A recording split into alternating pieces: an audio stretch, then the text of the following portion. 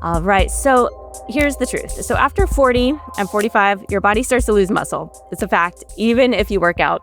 But what if there's a way to tell your body, don't break down, but to rebuild? And that's exactly what today's guest has discovered and with his team. And it's about to change how you think about strength and recovery.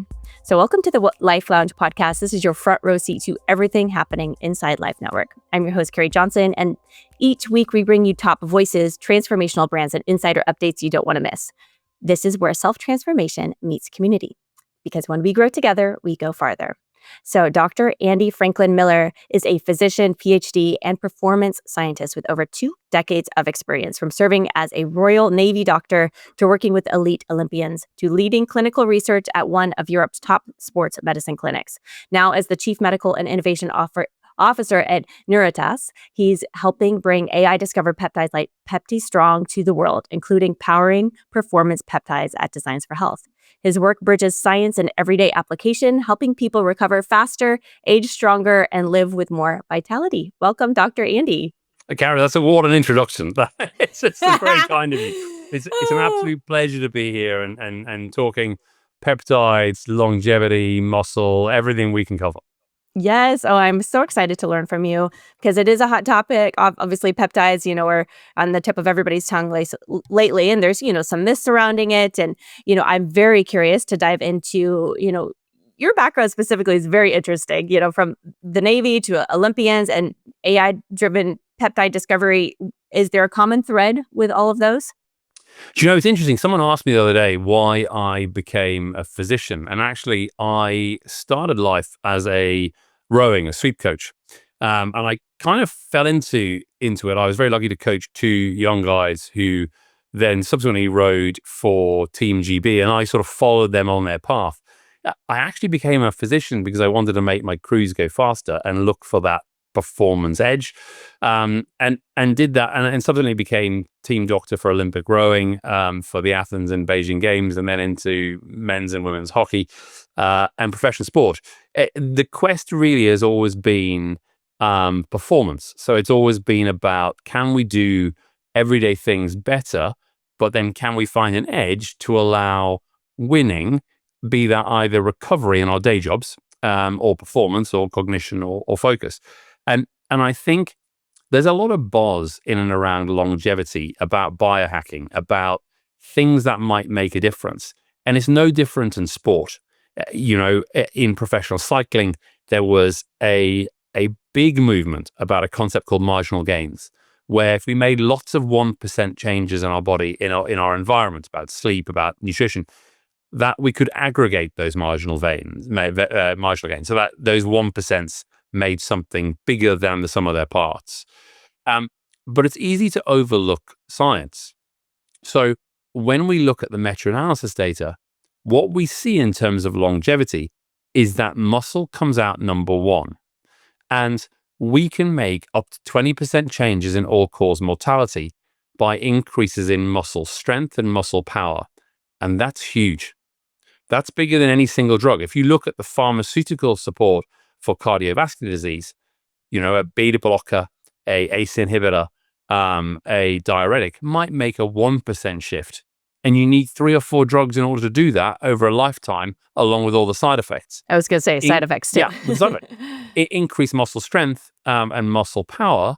That can be a 20% shift in all-cause mortality. And there are a variety of reasons. We know that muscle's a massive endocrine organ. We know that it's huge in terms of blood reservoir. It's an anti-inflammatory organ. It's an endocrine modulator. But actually, it seems that muscle power is the rate-determining step. That can reduce all-cause cancer, all-cause cardiovascular disease, endocrine disease, neurocognitive disease. And that's proven in meta-analysis data. So that's where we focus. And that's why Nuritas focused on muscle first. Wow. Okay. That's extremely powerful. So that's kind of why you went into the side with the science and, but AI-driven peptide discovery. Can you kind of tell me what that means for the everyday person? Absolutely. So it's a great concept. So we don't really understand as scientists muscle homeostasis. So we know that we can optimize nutrition. So we know we can provide protein. We know we need protein in order to build muscle. And on the other hand, we know we need some sort of training stimulus. And we could argue for months about whether that's 5 sets of 5 reps at maximal, or it's 10 sets of 10, or how much split programming, or whether we need to do that at altitude, or whether we need to do it in blood flow restriction. Ultimately, we need some sort of muscular stimulus, and it probably doesn't matter what, and we need enough protein.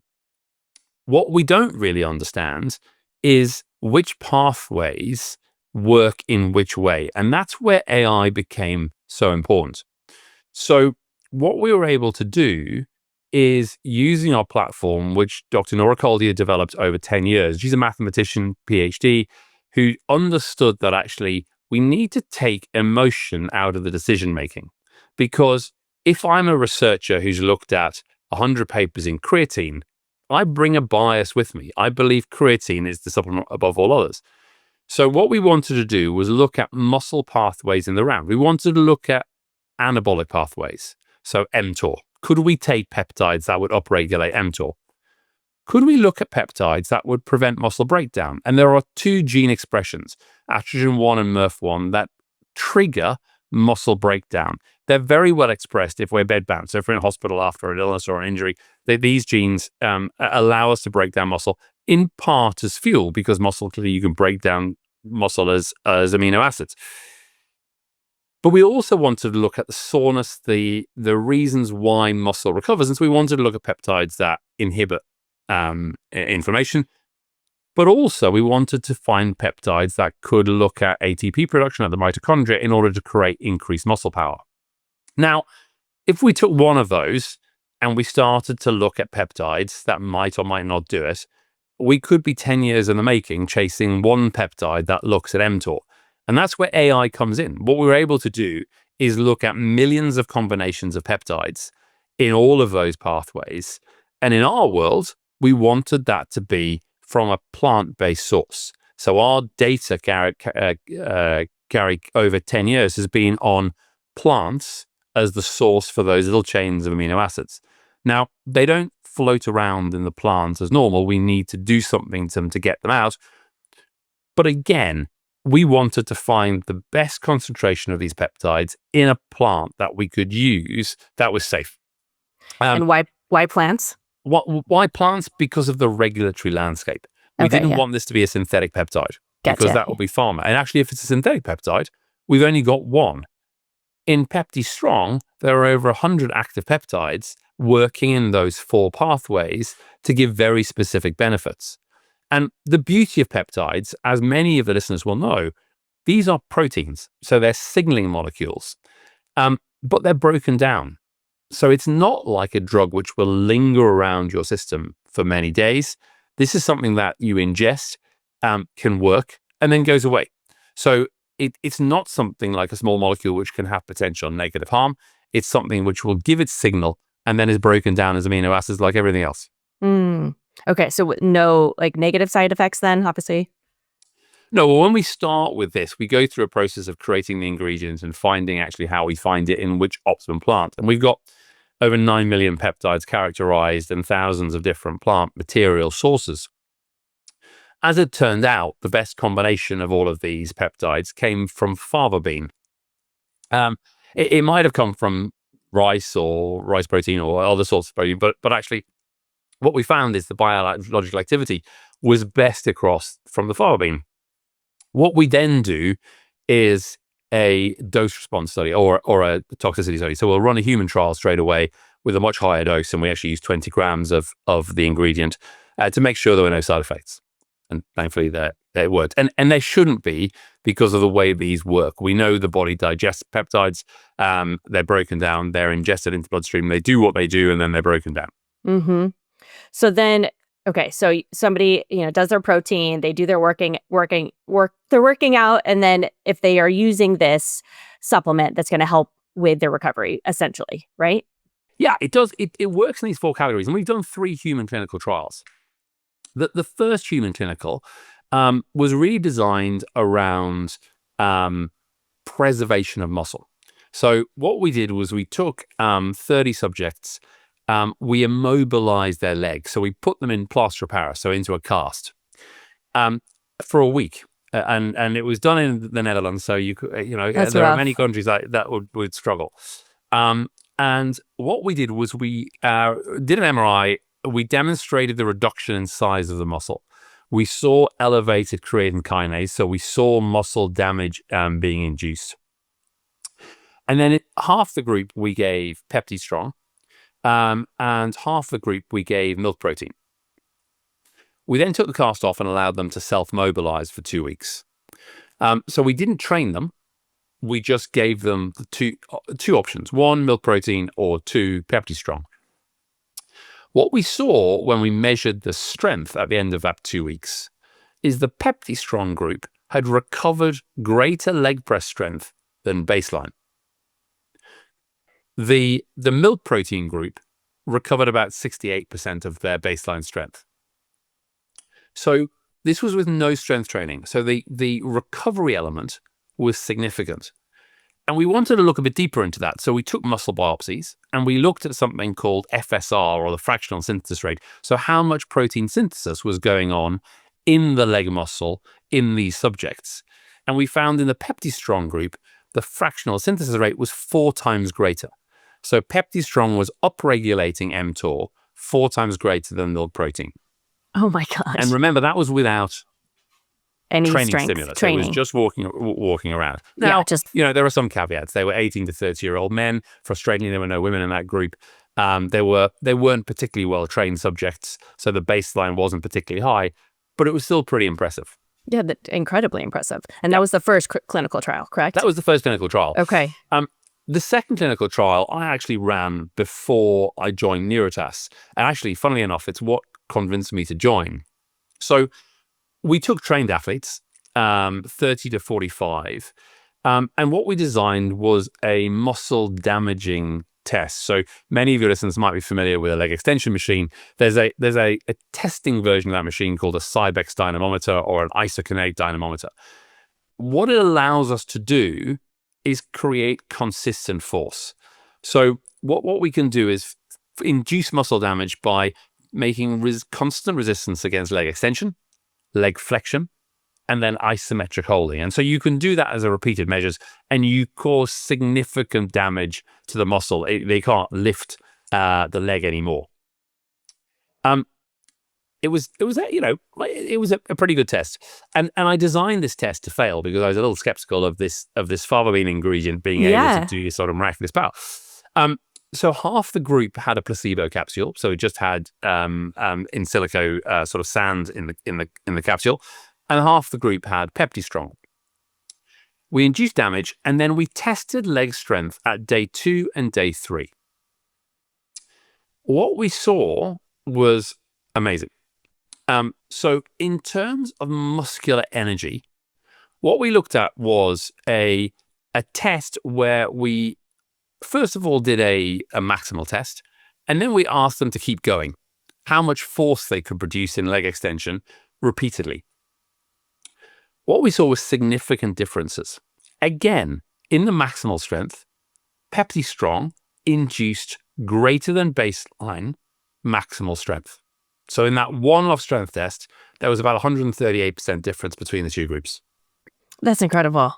When it came to muscular energy, so this was the ability to repeat that maximal test, there was about a 68% difference. So again, the PeptiStrong group were able to maintain that muscular exertion time and time again. We didn't biopsy this group, but what we did was an awful lot of blood inflammation measures. And we saw, again, the expression of those genes in terms of ACTN1 and MERF1 suppressed. We saw suppression of the markers of inflammation and myostatin.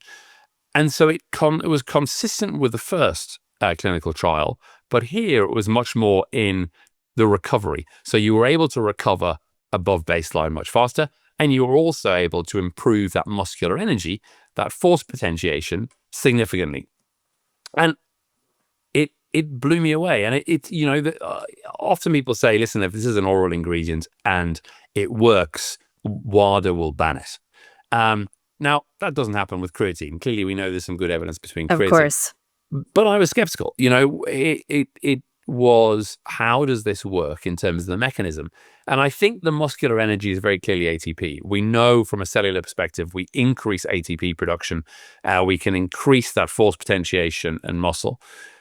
And then from the muscle recovery position, there's also less inflammation. So we're dampening down IL-6, IL-16, IL-8.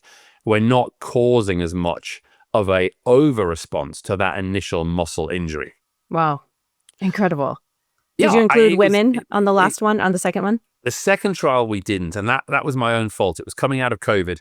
I was running a very large sports medicine practice, and the elite athlete population I had was primarily male. Right. That's what you had to work with. But then I joined Nuritas and we designed a third clinical. And here I was particularly interested in the anabolic effects. I wanted to see whether or not that upregulation of mTOR was consistent, and could we look at men and women. So here we designed a trial, 60 subjects of men and women who were untrained. They were gym familiar, but they'd not been in the gym before regularly. We put them into a 3 times a week gym training program of progressive resistance training with a TOR program. We watched very carefully their diet. So we make sure that they were 1.2 grams per kilogram of body weight of protein. Now, many of your listeners will be familiar with athletic measures for that. But we know if you're a hard training athlete, that 2.2 to 2.4 grams per kilogram of body weight of protein is probably perfect. For someone who's new in the gym, 1.2 grams per kilogram per day is pretty absolutely standard. Right. Yeah. Absolutely standard. There was no difference between the two groups. What we did, therefore, was then give them either PeptiStrong or placebo again, same Silico capsules. And then we tracked them across a 3-month period as to what changed. What was really interesting was there was a 27% difference in strength gain between the placebo group and PeptiStrong. So both groups got stronger. They were in the gym program, and that's pretty good. We'd expect that. But 27% difference between the PeptiStrong group. Interestingly, and what we didn't put in the paper, and this is a great discussion, is the women got stronger very evenly across the first month, second month, the first part, second month. Okay. The men tended to gain strength faster and then plateau a little bit. And I've debated that back and forth. These were novice athletes. They were doing the first time progressive overload program. I suspect when we looked at the diaries, the men were a little bit more gung-ho, and so would overload quite quick and then plateau off. And that's what we saw. Okay. Whereas the women were much more exact. They knew what they were trying to do. They were very measured across. So we saw those very even improvements in female athletes. We then looked at muscular endurance. So the number of reps you could do at 80% of your 1 rep max. And we doubled the number of reps in that muscular energy effect in both men and women. Oh my gosh. So it fits that model that you got that ATP effect, which is giving you muscular energy. You've got that mTOR muscle replication effect, which is happening in strength acquisition. And Karie, one of the interesting things that we also found, and we looked at bone DEXA as a secondary outcome measure, and it was speculative. We didn't really expect to see anything. What we actually saw was a 0.6% shift, an increase in bone mineral content across the study. And this was not a fully weight-bearing program. So it wasn't that these were power cleans or deadlifts or squats only. And it's interesting. We went back to look at osteochondrin and osteoblast peptides, looking at bone density, and found some significant uplifts, particularly in osteochondrin. It was an indication. I wouldn't jump up and down at this stage saying, listen, there's some significant effects on bone density. But to put that in context for your listeners, a 0.6% shift in bone mineral content is pretty much the same as supplementation of vitamin D and calcium for 18 months. Oh, okay. Well, then so that's certainly significant enough for us to think about it. Is it significant enough off this trial in order to be sure? I'm not sure. Okay. But the first trial with women, same effects, strength, muscular endurance. And it was really exciting. Oh my gosh. Are you going to do another clinical trial then to kind of dive into that a little bit more? So there are others doing clinical trials at the moment. There's some work going on in Liverpool, John Moores University in the UK, looking at both men and women. There is some work going on in Wageningen University in the Netherlands, again with PeptiStrong. As for ourselves, we're really looking at different applications of absorption. So there's more to come in 26. Nothing yet from us this year. We're letting others do some of that work. But in 26, certainly very specific. I think one of the populations that's really interesting for us is perimenopausal women. Yes, I'm curious. That's what I'm at right now. Because, I ran one of Europe's largest sports medicine practices. We saw over 30,000 patients a year. If I look at the female patients that I had, broadly muscular overuse, so anterior knee pain, lateral hip pain, back pain, the single most determinant factor was protein intake in perimenopausal women. Okay. So when you showed a plate of protein and asked patients to guess whether that was sufficient protein for their intake, invariably they would get it wrong. And I think it's hugely overlooked. And so patients could spend a fortune on a strength training program for the first time, or injection therapy in and around their tendon or their muscle. Unless they had their dietary intake right, they were designed to fail. And I think perimenopausal women, we know that estrogen, as it lowers, there's less of an anabolic effect. That's what I'm really interested in, because PeptiStrong is independent of that estrogen-mediated step. mTOR is completely separate for it. And mTOR is interesting. Lots of your listeners will think, well, surely there's some work on rapamycin where we lower mTOR because that's a longevity measure. And there's other work that looks at if you have unrestricted mTOR upregulation, is that pre-cancerous? The body of evidence here is in favor of muscle mass being preventative in all-cause mortality, which includes cancer.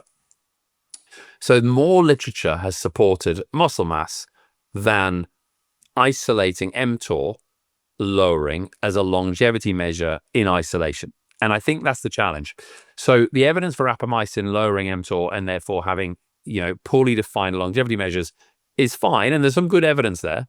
However, the bulk of evidence says get stronger, have more muscle mass. That's the bigger effect size. That makes sense. So I think, that's where I'm focused. It's estrogen independent. That's where I'd really like to look at women specific. And certainly there are people doing good work in that space, but I think it could be really supportive and it makes a lot of sense. I 100% agree. Yes, especially being a person in that category right now. So I'm very curious because, I've been into fitness my whole life, fitness trainer, and, working with women specifically. And it's, feels like I'm glad you mentioned protein, because I'm always telling people, make sure that you're getting, because women very much are under eating in general and then under eating on protein specifically. So I'm glad that you mentioned that. But then I'm very curious to see what you guys find out. Do you think it would maybe you'd have an additional peptide that would be specific towards women? I'm wondering. Absolutely. So our discovery, one of my jobs here is to look at 2 potential new ingredients a year. One of the beauties of Magnifier, our AI platform, is we have 9 million peptides isolated.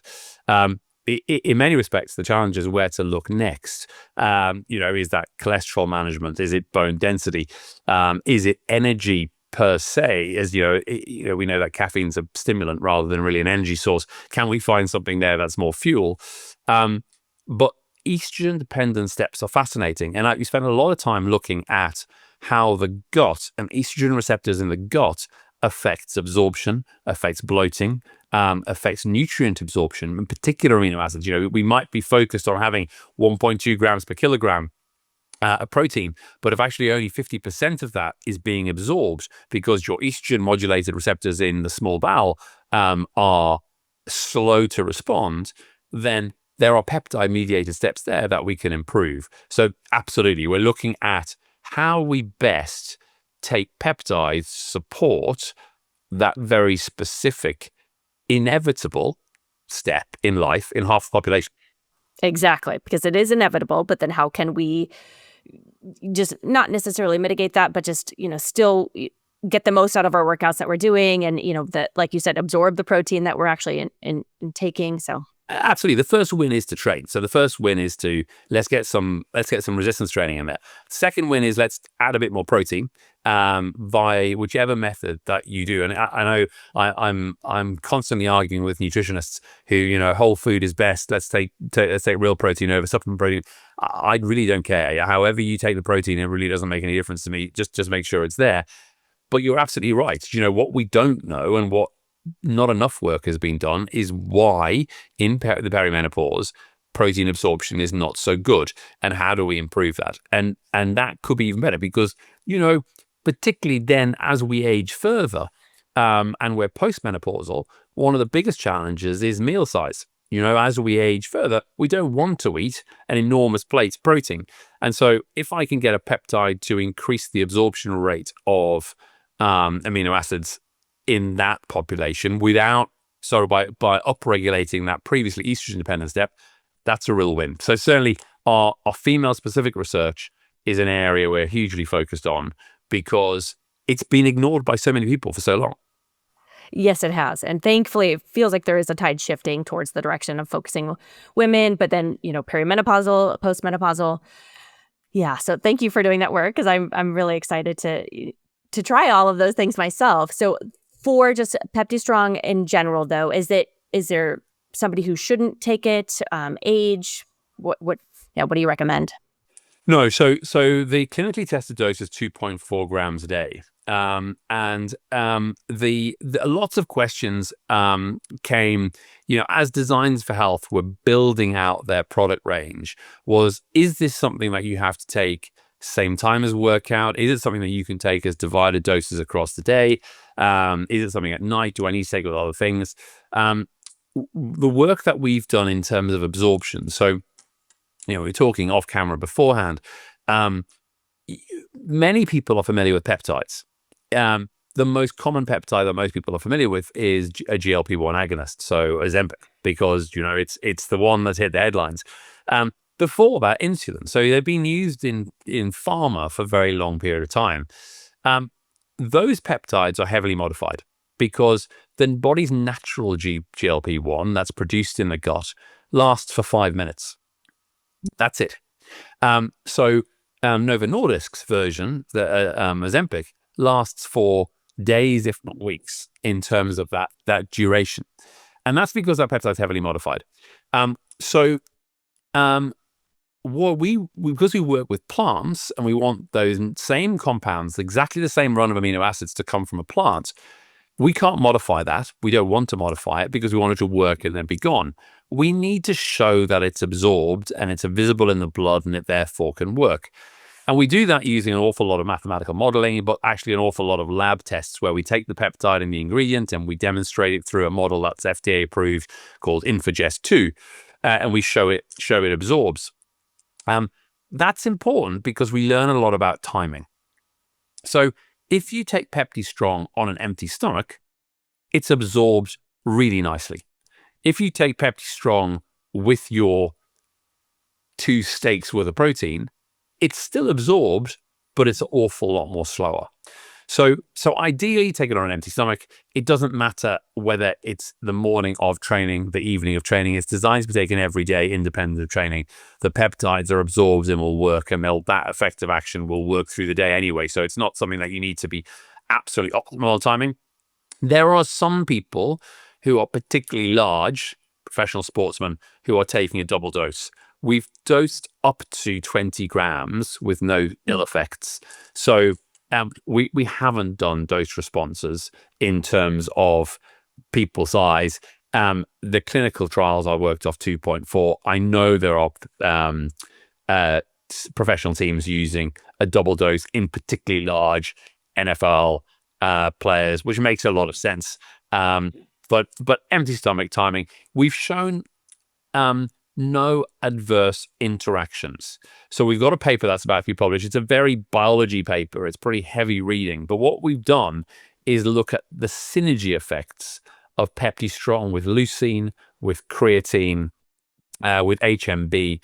And what we found is that PeptiStrong will amplify the effects of the other ingredients. So you can get away with smaller amounts of leucine or HMB. It works in a similar way to creatine at a mitochondrial level, but in a different way. So in terms of oxygenator phosphorylation, that the two synergize very nicely. So it's not competing. So you're not going to reduce the effects of creatine at an ATP level with PeptiStrong. You will get an enhanced effect because PeptiStrong is working same end effect, but slightly different pathway. So certainly it's not that one is competing to bind at the same receptor in challenging. Same with HMB, same with leucine. And it's probably worth just 2 minutes on mTOR. So we know mTOR is the muscle replication pathway. At the top end, it's fed by arginine and leucine, so 2 amino acids. So you need those to get mTOR to work. So often people have said, well, surely your PeptiStrong, given that it's working on mTOR, it's competing with my protein. So do I need to put more protein in order to make this work? Well, actually, you don't. You could probably get away with half because Interesting. Okay. What's happening is PeptiStrong works at the bottom end of mTOR. And the best analogy is if you kind of imagine a funnel, and that's the protein in at the top, the neck of the funnel stays one size, and the sand is sort of spinning a wheel. What PeptiStrong is doing is speeding up the wheel because it works via the ribosomal S6 pathway at the bottom of mTOR. So it's independent of protein at the top. So PeptiStrong will upregulate mTOR no matter what your protein source is. So it will still work without adding protein. That's important because there's no competition here. This is a supplement designed to work in these 4 categories rather than just one via very unique mechanisms. That's incredible. So, Pretty I mean, cool. it really seems like every single person should be taking this. Yeah, I can't think of an indication where I wouldn't recommend it. Post recovery, as we age, perimenopausal women, if you're training, heavy training load, if you're, very prone to DOMs. So, like you've got a bulk part of your program or that you've got a high intensity program, it works very well because these are separate peptides working via different pathways. Yeah. So even if somebody is, like bedbound, like you did with the first clinical trial, and they can't work out for a while, it would still make sense to still take this. Absolutely. There's a clinical trial ongoing in Central Europe at the moment, looking at PeptiStrong as a medical food. And they're looking at outcomes of sit to stand, ability to get out of the bed, grip strength. We've done some work on grip strength, and it's pretty impressive, the effects that you see on grip strength. And many of your listeners will know about, the Hovarth clock and longevity measures and biological versus chronological age. These algorithms are all based around something, and often they link very well to grip strength. One of the problems with grip strength is it doesn't necessarily correlate well with overall body strength because certain occupations, certain people tend to have better grip strength. If you're a right-handed tennis player, your right-handed grip strength is going to be superior to someone who might do an awful lot of endurance running and could be incredibly strong if we measure something like a counter movement jump. It's not the same. In the elderly population, though, who are more homogenous, who've lost those individual variations, grip strength is a really good sign. So grip strength, sit to stand, timed walk, all things we're assessing in that population because that inactive population, I think, could really benefit. We all know about falls. We all know about, in our grandparents, the risk of a fall causing a hip fracture, which has awful survival rates. The more we can add to strength, the more we improve balance, the less likely we are to fall. That's a pretty well conundrum. And so I think absolutely that's a great population to consider it.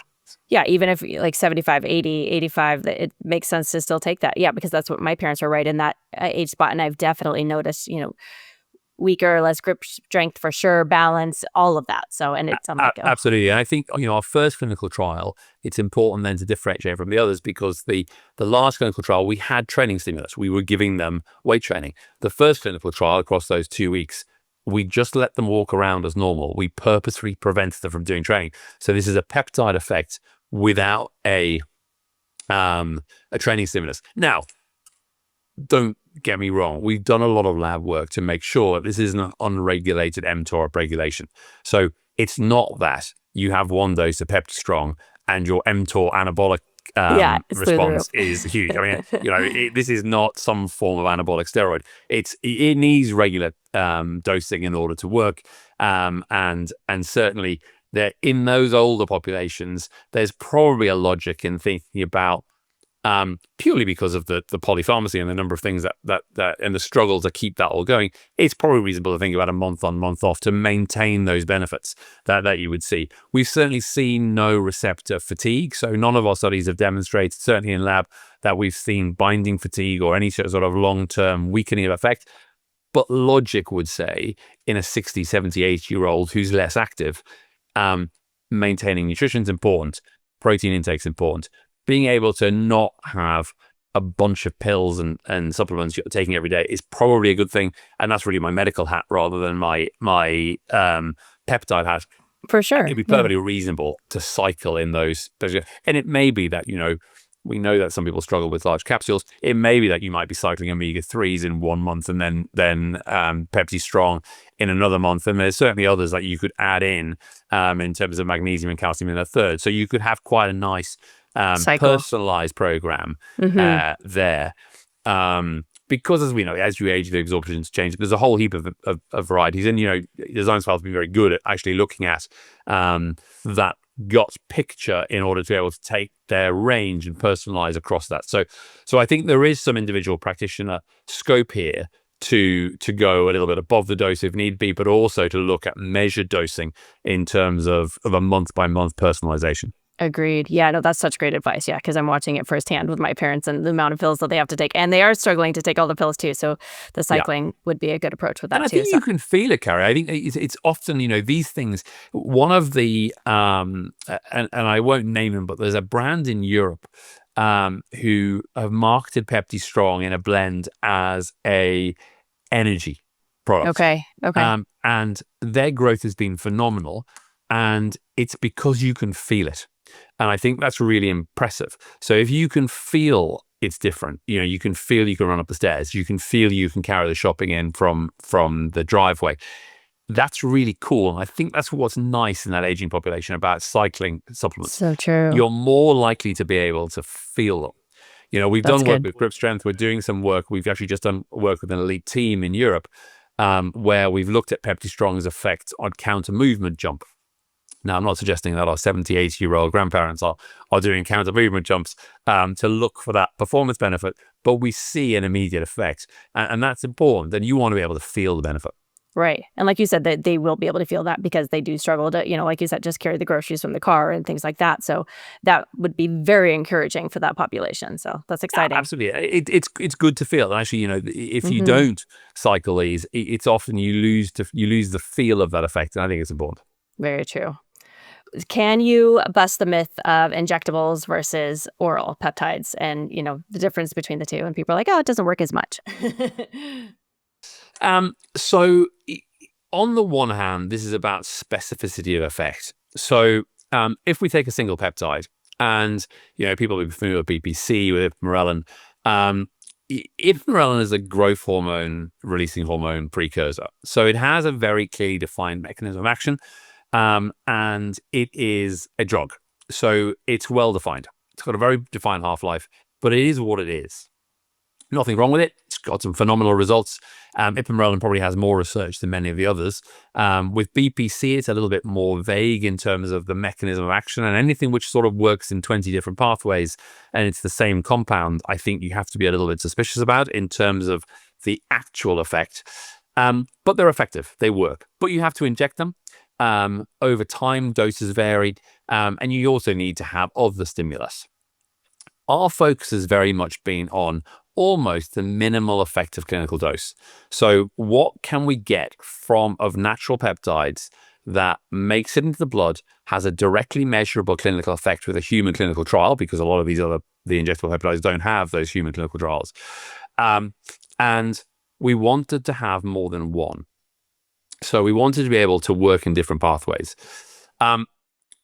If I look at PeptiStrong, the ingredient, the raw ingredient on its own, there are probably 5,000 peptides in that ingredient. However, I know the bulk of them are broken down in the stomach and are just broken down into amino acids. So I can tell you which ones are and which ones aren't. And what we've been able to do with our ingredients is patent the peptides, because we can specifically track their pathway through the body into the blood, and therefore the end receptor and how it works. So I'm confident that we therefore can go to clinical trial, and there's 3 human clinicals. There's more to come in these, and you'll see that with other ingredients Nuritas produces.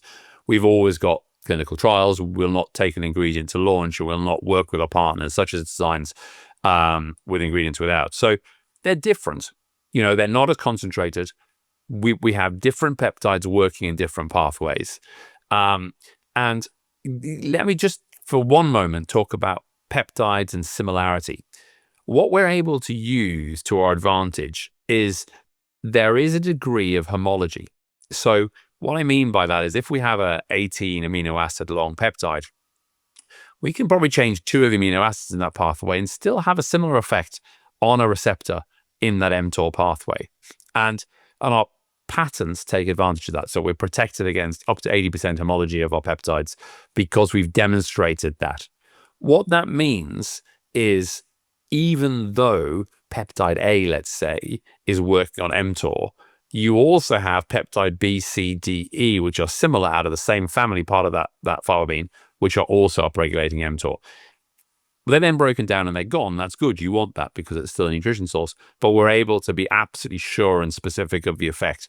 And so the perception of peptides not working orally probably comes from misnaming lots of other things as peptides. Peptides are peptides. They're proteins. These are cell signaling. We've identified the actual molecule which is going to bind to a receptor to upregulate a path that we check in a lab. 100%. Yes. And there are some out there that have not gone through the extensive research and clinical trials that you all have gone through. So that's right. Might have put a bad name out there for that, but not with yours. For sure. and look, it's expensive and I can understand why. And, we spent hundreds of millions of dollars on building our Magnify AI platform. What it enables us to do is to shortcut and improve our success rate. We're about 80% successful at identifying a peptide which will create a human function from nature. And that's good for us. It's good for the environment. And because they're very short acting, also is very good for our whole body health in terms of interactions and side effects. Oh my gosh, you guys are an incredible, incredible company. And so I know you probably have some things on the horizon that you're super excited about, maybe that you can tease us on that you guys are working on. Absolutely. Look, we launched a absolutely radical, I know Designs have something in the sleeve. So a radical and new peptide called PeptiSleep this year. It works via lowering cortisol. So rather than like melatonin, we know that the body's sleep cycle is driven by what we call a diurnal rhythm. So when we wake up in the morning, sunlight triggers this cortisol awakening response. So cortisol spikes and then drops off through the day. The trouble with cortisol is it's also our stress hormone. So if we're busy, we're stressed, we're under pressure, cortisol stays high and it interacts. It stops that release of melatonin, that sort of natural sort of relaxation. So we've identified a network of peptides from brown rice that work to lower cortisol. We did a really interesting clinical trial using sleep questionnaires. So we used the lead sleep evaluation questionnaire. It's industry standard in pharma for intervention. And what that questionnaire does is divide sleep into 4 parts. So getting to sleep, quality of sleep, behavior on waking, and how you feel the next day. And we know melatonin, often you get to sleep all right, but you feel awful the next day, that melatonin effect. Yes. What we saw was statistically significant improvements in every 4 quadrants. So we got to sleep faster, we got a better quality of sleep, we had no morning grogginess, and we felt great. But Karie, what we also did was we used Oura rings. So we looked at usable wearable data because we all know, we're all tracking our sleep. We're looking at how we measure it.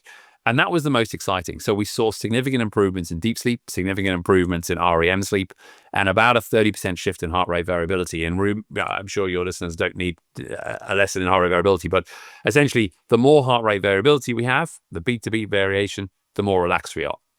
So if we lower cortisol, heart rate variability broadens, and we saw significant improvements. And it's really cool because what we want to do at Nuritas is create ingredients that you can measure yourself with wearable tech, because that's the way the world is moving. It is, yeah. And so we're heading that way. It's exciting. What's top secret and what's next? We've got a phenomenal set of peptides that can lower the glycemic index of food. So you might have a favorite sweet treat. You might have a snack that's your guilty pleasure, and it might spike your glucose really high. And the downside to that, we know, is inflammation. It makes your insulin response.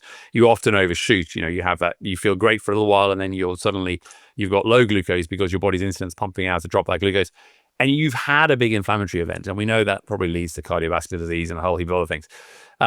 So what we did was focus on a network of peptides there that can lower that response. So what we actually do is pull glucose into muscle cells so that it's not converted to body fat, and it dampens down that insulin response.